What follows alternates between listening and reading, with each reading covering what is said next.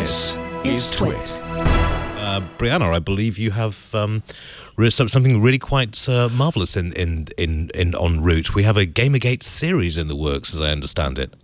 That is correct. This is the first time I've gotten to talk about it in media, so I'm really excited, both of you. For those of you that don't know, I was one of the primary targets of Gamergate back in 2014 and 2015, which was a kind of concerted effort by trolls to silence women speaking out in the game industry.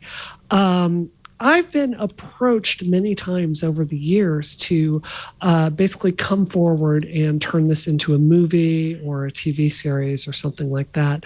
I've turned it down every single one of those times. Not once, not twice, not three times.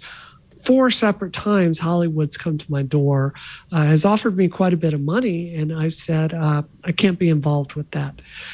And the reason was they wanted to make it like a feminist horror movie. Like one of the most iconic moments of Gamergate that they actually put in the Law and Order episode was the man in the skull mask, like sending videos to me about how he was going to murder me, my husband, and my dog. It's kind of just melodrama, right? Just not something I want to revisit. It's not something that I thought would add to the discourse. So this company came to me, Mind Riot, and they were like, well, how would you do a Gamergate TV series?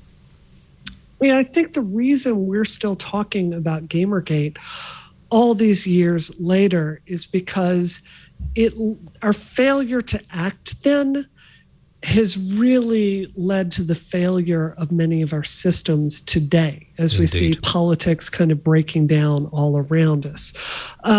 Because Gamergate wasn't really about death threats. It was a fundamental change in how we argued online and how extremists could kind of hijack a conversation in bad faith and bring some really terrifying policies to bear. I just want to walk you through a short list of things that have happened in the United States since Gamergate. You had 8chan, which was born, and 8chan directly led to the Christchurch massacre in New Zealand, where 49 people were brutally murdered by someone who was radicalized on 8chan, which again directly was formed because of Gamergate, where he live streamed it and became inculcated with these white supremacist ideas.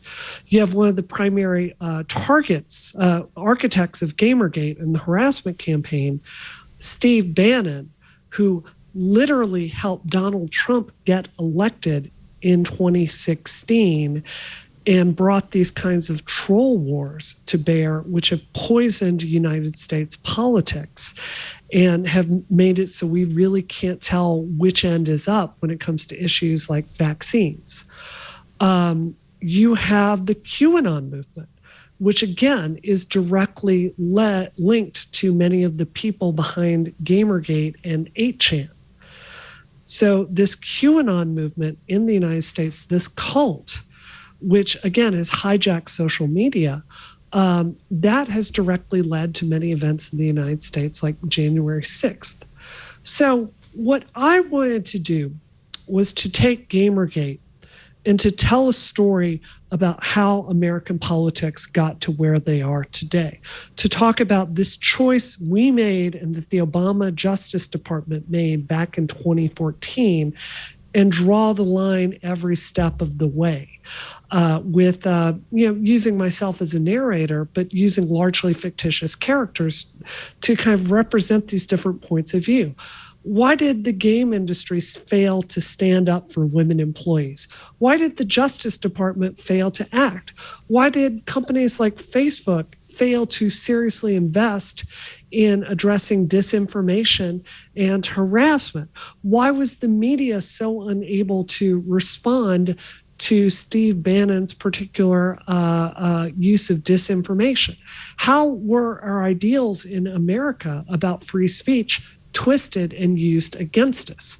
So that's the story that I'm working with Hollywood to tell, this streamable series talking about how our institutions are failing us and why that's directly why the United States is broken today. That sounds fascinating. Have you started recording, or are you at the scripting stage at the moment? We the way it works is you have a pilot. The pilot is written. We have the arc of the first season, and what we're doing now is basically bidding it out to different major production companies. And I can't tell you which ones are working. We're working with yet, but some of the most major studios have written some of our favorite shows that actually one of them I know for a fact you like a lot because we've talked about it before. So it's at that point where it's finding the right production studio to basically spend the money to make this happen.